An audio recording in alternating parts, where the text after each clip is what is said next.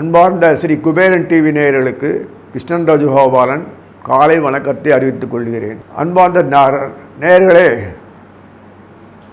இந்த பங்குனி மாதம் ஒரு அருமையான மாதம்தான். ஒரு டேர்னிங் பாயிண்ட் எல்லாரும் கிடைக்கும். கிரகநாதர்கள் மீனத்தில் இருக்கும்போது சூரியன் இருப்பார். பங்குனி மாதன்றதுக்காக சூரியன் கூட புதன் வக்கரமாகி உட்கார்ந்துருப்பார். அப்புறம் சுக்கிரன் இருப்பார். இதெல்லாம் நமக்கு எதுக்குன்னா, பாம்பு ராகு கூட இருக்குது. சூரியனோட பாம்பு இருந்தாலே பிரச்சனை தான். ஆனால் நம்மளை அப்பப்போ அரவணைச்சி காப்பாற்றுற அளவுக்கு இந்த புதன் சுக்கிரன் தான் பண்ண முடியும் அவர்கள். அதனால் இந்த புதன் வக்கரமாகினாலே பாம்பு அடக்கிறார் கர்ப்பத்தை. அதே மாதிரி வக்கரமாகிட்டு கீழே இறங்கிடுவார். அப்புறம் கீழே சனீஸ்வரர் உட்காந்துருப்பார் கும்பத்தில். சனீஸ்வரர் இப்போதைக்கு போக போதில் அது இந்த விசுவாசு வருஷம் மாசி மாதத்து வரைக்கும் 2026 அது வரைக்கும் கும்பத்திலேயே உட்காந்துருப்பார். அதனால் அந்த ப்ரொடெக்ட் பண்ணுறதுக்கு இந்த குரு மீனத்துக்கு போனால் தான் ரொம்ப சௌரியம். அதனால் இது கவலைப்பட தேவையில்லை. கூடையே நமக்கு வேண்டியவங்களாம் இருப்பாங்க. அதனால் நமக்கு பொறுத்த வரைக்கும் நமக்கு வேண்டியது எல்லாம் கிடைக்கும். கொஞ்சம் அடுத்தவனை பார்த்துட்டு இந்த மாதிரி இருக்கேன்னு பயம் கொள்வது நம்ம வழக்கம். ஏன்னா அச்சம் பயம் வரும் நமக்கு எப்போதுமே. ஏன்னா எப்போதும் சமுதாயத்தில் எல்லாம் கலந்துருப்போம். இந்த நேரத்தில் நமக்கு சுதந்திரம் இருந்தாலும் இந்த நேரத்தில் கைப்பொருள் காணாமல் போகும், தொலையும், பாழாகும். இதெல்லாம் சர்வசாதாரணமாக நடக்கும். இந்த வருஷம் முடியும் போது இவ்வளோ கிரகங்கள் நமக்கு இருக்காங்களே, சுக்கிரன் இருக்கார், புதன் இருக்கார், சூரியன் இருக்கார், எல்லாம் ஒன்றா உட்காந்து கொடுக்க போகிறாங்கன்னு வச்சுக்காதீங்க. கொடுக்குறாங்க. நமக்கு அவ்வளோ சாமர்த்தியம் இல்லை. கொஞ்சம் சாமர்த்தியம் இருக்குது, நல்லது. ஏன்னா செவ்வாய் கடகத்துக்கு பேர்ந்த உடனே அட்டம பார்வையை கும்பத்தில் இருக்கிற சனீஸ்வரனை பார்ப்பார். அது ஒரு பெரிய அட்வான்டேஜ். இன்னொன்று பின்னாடி குரு புது வருஷத்தில் மாறினவுடனே நமக்கு ரொம்ப சௌரியம். மிதுனத்துலேருந்து அழகாக பார்ப்பார். சனீஸ்வரனை பார்க்குறார், ரொம்ப கவலை இல்லை.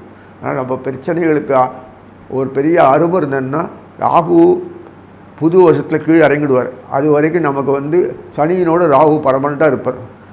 ஒரு வருஷம் 11 மாதம் வரைக்கும் இருப்பார் நமக்கு. அப்படின்னா என்ன அர்த்தம்? ராகுத்துவனோடு வாழறோம். சர்ப்பங்கள் வளைவு இருக்குது. நமக்கு எப்படி சாமர்த்தியம் வாழணுன்றது கற்றுக் கொடுத்துருவார். கவலைப்பட வேண்டாம், சந்தோஷம் வேணாம். மனசில் மொத்தம் நிம்மதி இருக்காது. பீஸ்ஃபுல் லைஃபு நமக்கு ஃப்ரீயாக இருக்கணும். அப்படி இருந்தால் தான் நமக்கு ஒரு மனசுக்கு ஒரு திருப்தி கிடைக்கும். ஏதோ ஒரு வேகத்தில் கர்மமே ஆஃபீஸில் போய் வேலை செய்கிற மாதிரி மடமடான்னு எந்தியோ பண்ணிட்டு போயிட்டு இருந்தானா லைஃப்பில் மனசில் ரொம்ப குடைச்சல் வரும், உடம்பு பாடி வரும். அது நீங்கள் பகவானை பிடிக்கணும், நான் கையில் இல்லை. அதனால் எல்லா வசதியிலும் கொடுப்பான், எல்லாம் கொடுப்பான், உறவுகாரங்களும் எல்லாம் அனுபவிக்கலாம். ஆனால் என்ன பிரயோஜனம்?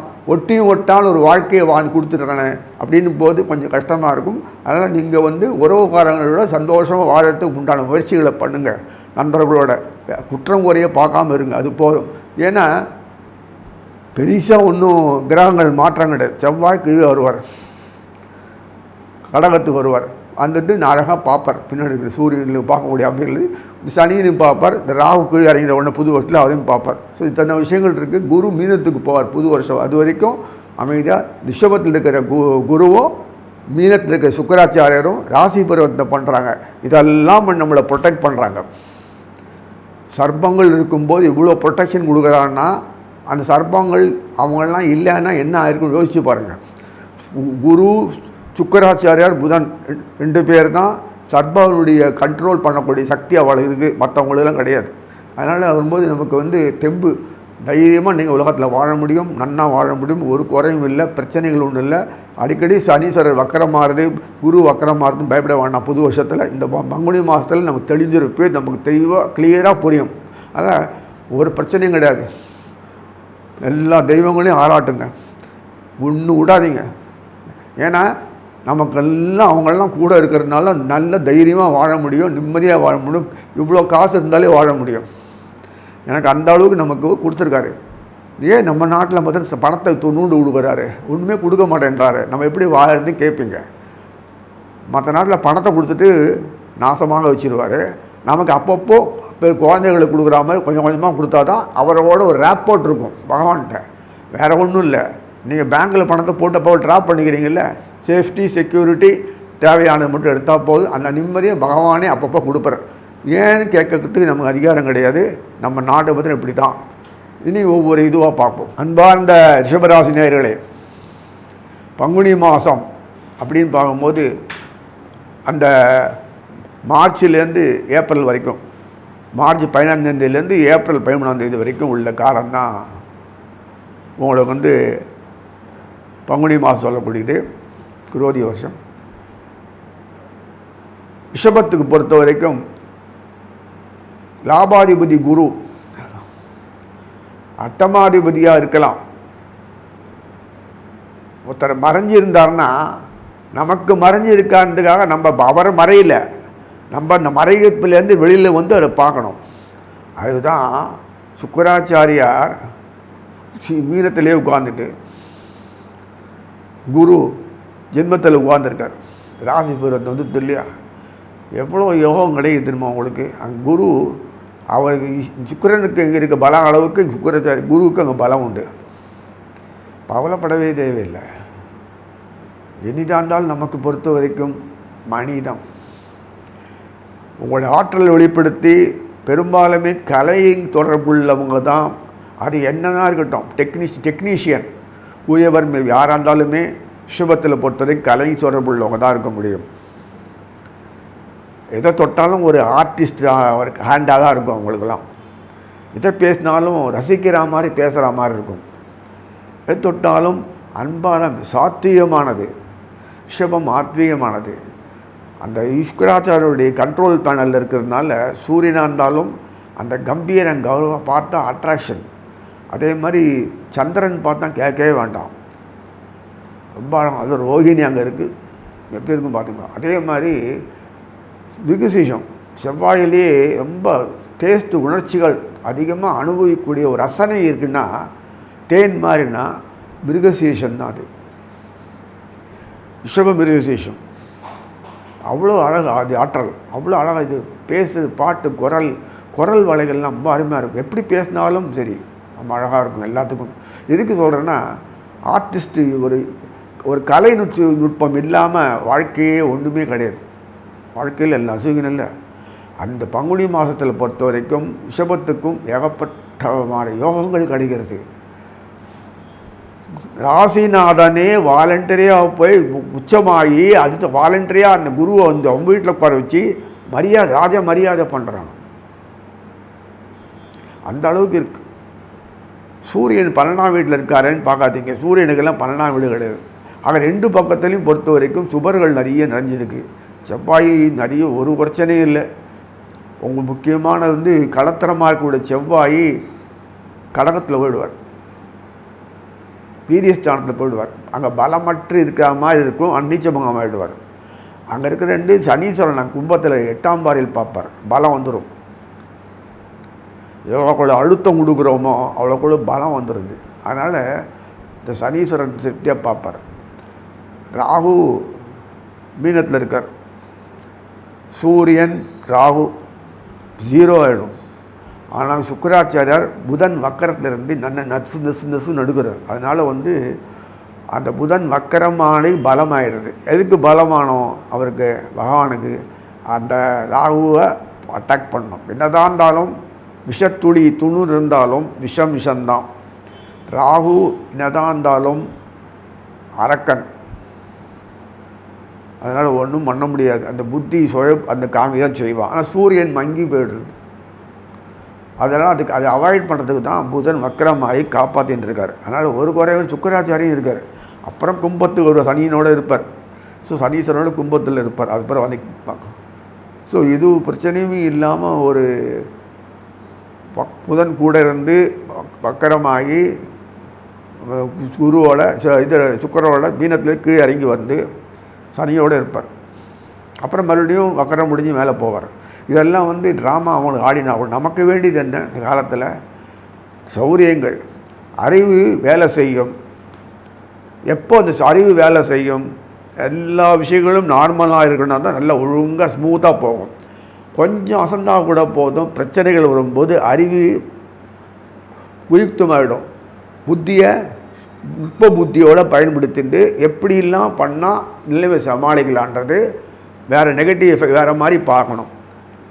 அதிபூத்த சாமர்த்தியம் பேர். இந்த சாமர்த்தியம் நிறைய மிகுத்து இருக்கும். இது எதுக்கு இதெல்லாம் சொல்கிறேன்னா, லைஃப்பில் அனுபவிக்கணுன்னா சும்மா கைகால ஆட்டினாலும் அனுபவிக்க முடியாது.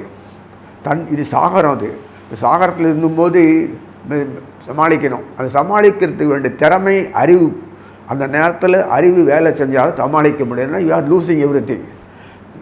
நிறைய ஆப்பர்ச்சுனிட்டி, சந்தர்ப்பங்கள் நிறைய கொடுத்துருக்காங்க அந்த மாதம். அதுவும் மெயின் சுக்கிரன் குருன்னு தான் மொத்தமே எல்லாம் கொடுக்கணும். வாங்கி சாப்பிட்றது யாருன்னா சனீஸ்வரன், செவ்வாய் நம்ம சமயக்காரனாக செஞ்சு கொடுக்க முடியும்.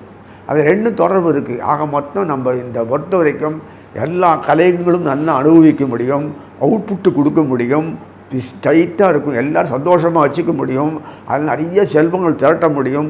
ரொட்டேஷனுக்கு பணம் வரும் இல்லை, ஜீவன பணத்தை தானே வச்சுருக்கு எதிர்பார்க்குறோம். அது நிறைய வரும், நல்ல சந்தர்ப்பங்கள் வரும், கூடும். சொந்தமாக வீடு வசதி வாசத்துக்கு வேண்டிய ஆப்பர்ச்சுனிட்டி கொடுத்துட்டு உங்களுக்கு ஃபோர்ஸ் பண்ணி வாங்க வச்சுருவார். அப்புறம் கடன் அடைக்கிறாரா இல்லை அதெல்லாம் தெரியாது. இப்போதைக்கே தேவையான அளவுக்கு பணம் வரும், வாங்கி வைக்கலாம், ஆப்பர்ச்சுனிட்டிக்கு பயன்படுத்திக்கலாம். நல்ல ஆடம்பரமாக வாழலாம், அனுபவிக்கலாம், போகலாம், உறவுகள் நல்லா இருக்கும், வெளி வட்டாரம் நல்ல உங்களுக்கு ஒத்துழைக்கக்கூடிய அமைப்பெல்லாம் இருக்கும். இதெல்லாம் ஏக காலத்தில் நடக்கக்கூடிய இந்த மாதம்தான் இது. இவ்வளோ யோகங்கள் வந்தோன்னு நம்ம கண்ணுக்கு தெரிய போகுது. அந்த வேகம் நமக்கு காற்று வேகமாக அடிக்கும்போது நமக்கு தெரியுது. கண்ணுக்கு தெரியுமா, நான் மரங்கள் ஆடுறேன்னு சொல்கிறது, பூமி, இதெல்லாம் விசிபிலிட்டி இருந்தால் தான் அந்த காற்று அடிக்கிறதுன்னு தெரியும். அதே மாதிரி இந்த யோகங்களாகக்கூடிய விஷயங்களில் நமக்கு அனுபவிக்கிறோன்னா நம்ம சௌரியங்களும் அனுபவிக்கக்கூடிய திறமையும் அந்த ஆரோக்கியம் நம்ம உடம்புல கூடணும். ஒரு பிரச்சனையும் இல்லாதபடி பூர்வ புண்ணியாதி சொல்லக்கூடிய புதன் ரிஷபத்துக்கு அருமையாக உட்காந்துருக்கார். சுகஸ்தானாதி சூரியன் அங்கே அருமையாக உட்காந்து சம்மந்தப்பட்டதுல இருக்கார், ஒரு பிரச்சனையும் இல்லை. அப்புறம் மெயின் என்ன உங்களுக்கு, அதே புதன் தான் உங்களுக்கு தனாதிபதி, குடும்பாதிபதி. அதே புதன் பூர்வ புண்ணியாதிபதி. அதே செவ்வாய் தொடர்பு இருக்குது, சம்பந்தப்பட்ட செவ்வாய் அயனசைன கோவஸ்தானாதிபதி, இதெல்லாம் இருக்குது. ஸோ இதெல்லாம் தொடர்பு லாபஸ்தானாதிபதி சுக்கராச்சாரரும். லாபங்கள்ன்றது வீரிய விருத்தின்னு அர்த்தம். விருத்திகள் ஒன்றுன்னா வாழ்க்கையில் வேண்டிய சௌரியங்கள் கூடிண்டே வரணும். திரஸ்தாவர சங்கர சொத்துக்கள் சொல்கிறோம் இல்லையா, அந்த திரஸ்தாவர சங்க சொத்துக்கள் எல்லாம் நமக்கு இத்தனை நாளாக நிறைய பணம் ரொட்டேஷனாக இருக்குது, ஜாலியாக செலவழிச்சிட்டோம். நமக்குன்னு வீடு வசதி வாழ்கள், தமக்குன்னு ஒரு பண்டாட்டி, தனக்குன்னு ஒரு குழந்தை குட்டி, தனக்குன்னு வசதி வாய்ப்புகள், தனக்கு இதெல்லாம் சுற்றுச்சூழ வாழணும் ஆசைப்படுறோம் இல்லையா. எங்கேயோ சம்பாதிக்கணும், அனுபவிக்கணும் பறந்தாலும் குடும்பத்துக்காக நம்ம வாழறோம், அதுதானே உண்மை. அந்த குடும்பம் சேமமாக இருக்கணும் போது அதுக்குன்னு வீடு வசதி வாய்ப்புகள்லாம் சந்தர்ப்பங்கள் இத்தனை நாளாக பயன்படுத்தலை. இப்போ பயன்படுத்தலாம். நல்லா உங்களுக்கு வேண்டியது அமைப்புகள்லாம் கூடியிருக்கு, நல்லா அனுபவிக்கலாம். அது எப்படி வாயால் நூல் போட்டான்னா செஞ்சேன்னா நோட்டு ஒரு புடவை வந்துடுமா கேட்பீங்க. சந்தர்ப்பங்களை கொடுப்பான், அமைப்பை கொடுப்பான், அதுக்கு உண்டான வசதி வாய்ப்புகளை ஏற்படுத்தி கொடுப்பான், புத்தியும் கொடுக்கணும்.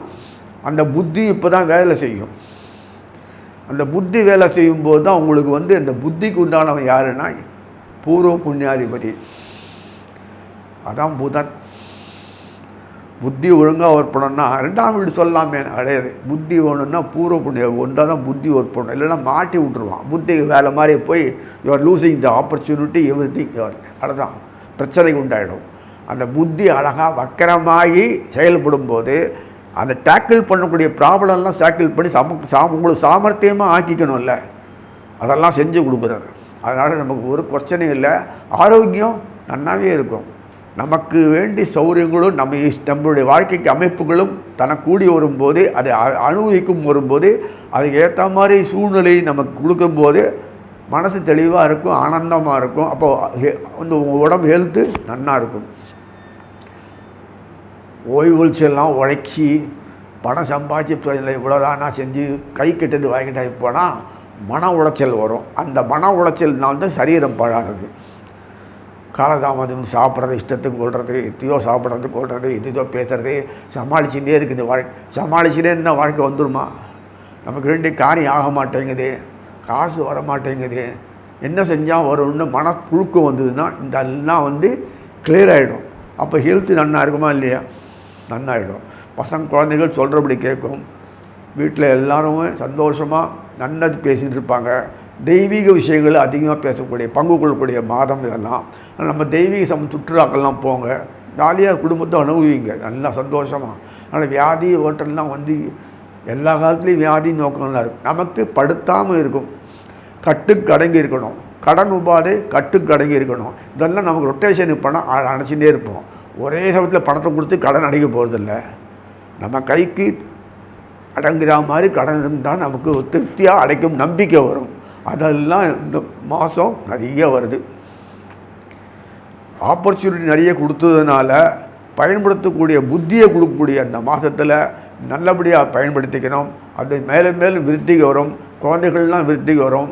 காலத்தில் கல்யாணம் ஆகலைன்ற கதையெல்லாம் சொல்லாதீங்க. இனிமேலாம் அதே ஒரு மெச்சூரிட்டி மைண்ட் கொடுத்து கல்யாணத்தை பண்ணி வைக்கும்.